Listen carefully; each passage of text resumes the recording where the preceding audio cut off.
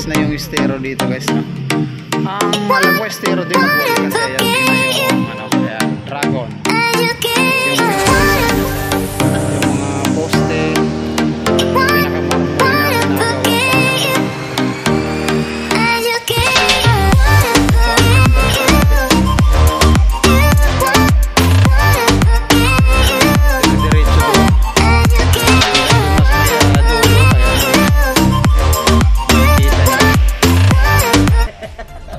Sa lahat ng viewers ni James Garrett TV, please subscribe and click the button for notification. God first!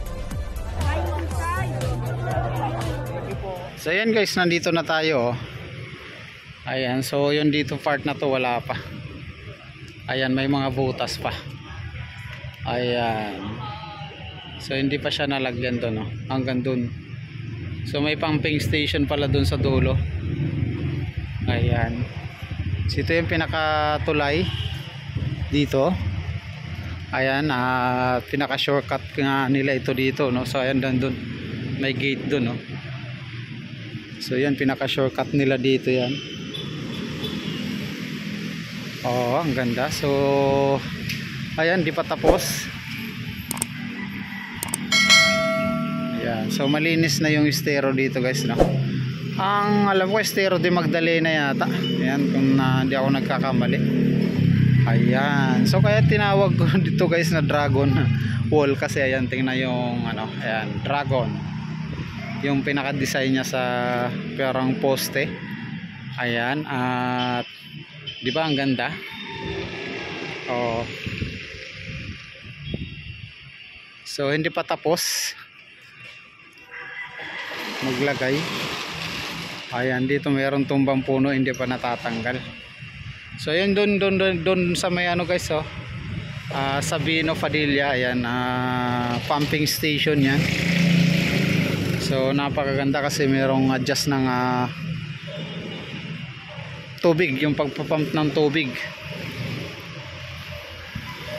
Yan, tingnan lang natin dito konti. So andito, ang dami pa nilang ano dito, gamit. Ayan.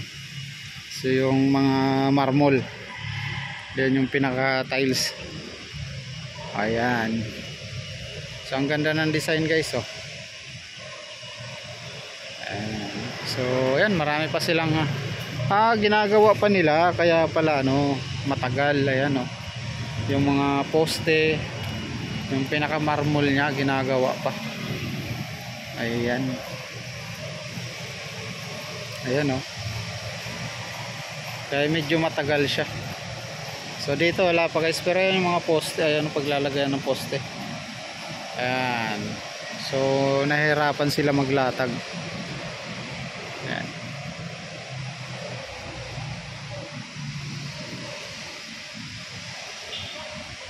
O diba, ang ganda, grabe.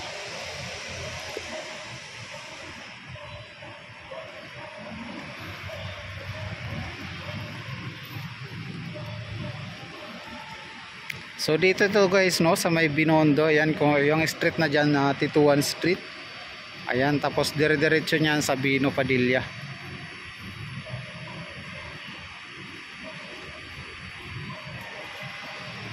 Ayan, so ito yung mga nagagawang pagpapaganda dito sa Maynila.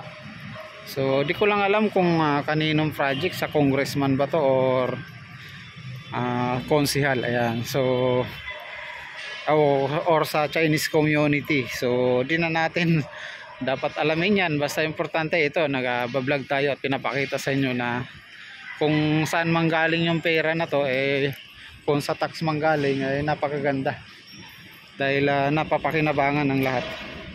Kasi hindi lang ng mga Chinese yung tatawid dito. Syempre mga Pilipino rin. So magkakaroon din ng halaman siguro dito kasi may mga butas. Ayan. So mahaba din to hanggang doon sa may tulay na yun, oh. Ayan. So buo na to, dire-diretso doon hanggang doon na sa may dulo. Ayan, oh. Nakikita nyo. Oh wow. So bali yun na lang talaga yung kabila yung kulang para matapos din dyan. So abangan nyo rin, may update natin din yan dyan.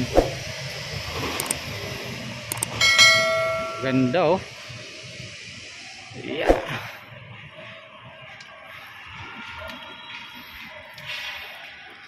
So yun guys, no? At nakita nyo naman kung gaano kaganda itong lugar na to. Pag natapos, mas maganda ito pag natapos, pag buo talaga. So abangan nyo na lang yung update ko nito dito. Ayan.